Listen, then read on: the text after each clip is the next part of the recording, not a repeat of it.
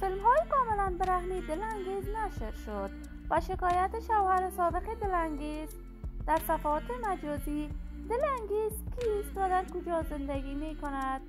دلیل لباس پوشیدن برهنه دلانگیز چی بوده است؟ من در این ویدیو پیرامون حقایق همین ماجرا خواهم پرداخت. پس در ادامه با کانال دنیا اینفو باشید.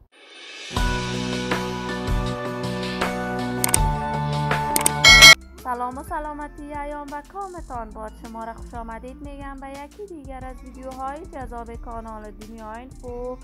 برای دوست شدن با این کانال علامت سابسکرایب را فشار بدید تا از ویدیوهای دیگر کانال دنیا اینفو هم آگاه شوید. دلانگیز هنرمند جوان کشور که وی کارهای هنریش را با سرودن آهنگ‌های دوگانه با شوهرش آغاز کرد.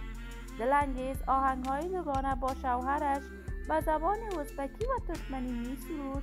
شهرت و محبوبیت خوبی این دو هنرمند کسب کردند، ولی بعد از آن که دلانگیز شهرت رسانه‌ای خیلی خوب پیدا کرد، از شوهرش بسیر تنها جدا شد. وی رهسپار کشور ازبکستان شد. دخترانش نزد خودش می باشد. دلانگیز اکنون در کشور ترکیه زندگی می کند. وی کاملا شکل و شمایلش را مانند آریانا سعید تغییر داده است. تا کنون چندین عمل جراحی صورت و زیبایی در کشور ایران انجام داده است. دلانگیز در کشور ترکیه کاملا لباسهای برهنه بر تن می کند. کنسرت‌هایی برای افغان‌ها برگزار کرده است و در محفل خوشی هموطنان افغانش اشتراک می‌کند.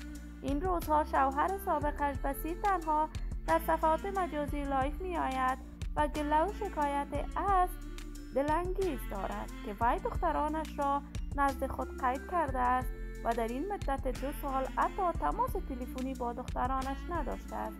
دلانگیز تاکنون در این مورد ابراز خاموشی از خود اختیار کرده است و نظری از خود نداده است، ولی هر کس خودش می‌داند و زندگی شخصیش من آرزوی موفقیت، کامیابی و سعادت برای تمامی جوانان کشور خود از بارگاه عزت لایزال تمنا دارم.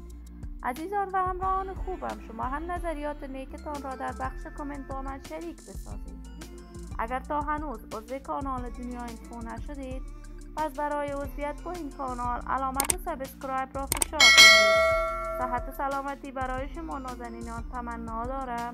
تا درودی دیگر، بدرود.